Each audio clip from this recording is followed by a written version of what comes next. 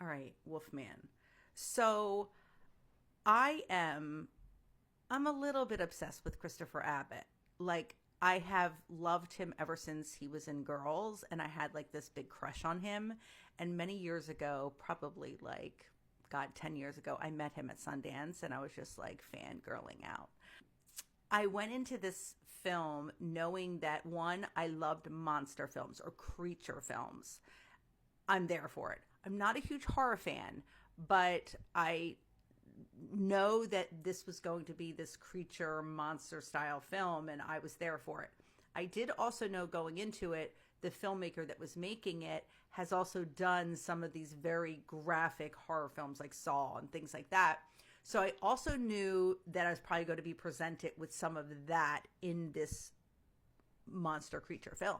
Now, this film is about a family that has to go to a family farm, and while they are there, these strange things happen and they're attacked.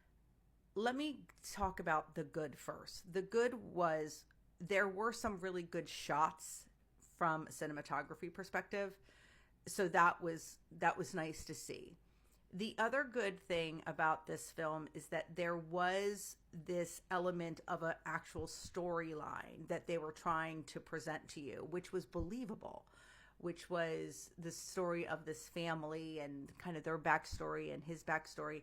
And I enjoyed that. I thought it was great. They didn't just get right into this time now of presenting this horror, scary film to you. So I did appreciate that. Now, the not so great. Because they had this opportunity to present a story, I think they missed the boat when it came to dialogue.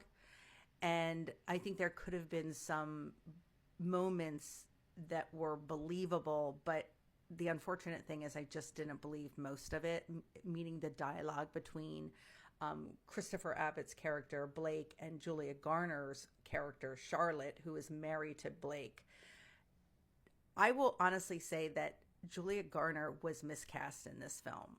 I just didn't understand what her character was. I didn't believe anything she was saying.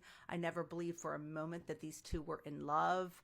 And I think that that missed the mark with this storytelling, because I think if you had somebody in there where it was believable between these two characters, I think you could have had this really cool, amazing film.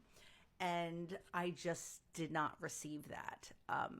Julia Garner is one of these actresses where I absolutely either love her in a film or just can't stand her in a film. And this is unfortunately one where I like just, she never connected to anything. She didn't connect to the story. She didn't connect to the dialogue. And then I started thinking on the way home, I'm like, was that what she was supposed to do? Like, was she directed to be detached? Because honestly, that's what it felt like. It felt like she was super detached from all the shit going on around her, or her kid, or her husband, or life. Like, it just was not believable to me. Overall, I was entertained. There weren't that many, like, actually, there weren't really any jump scares at all.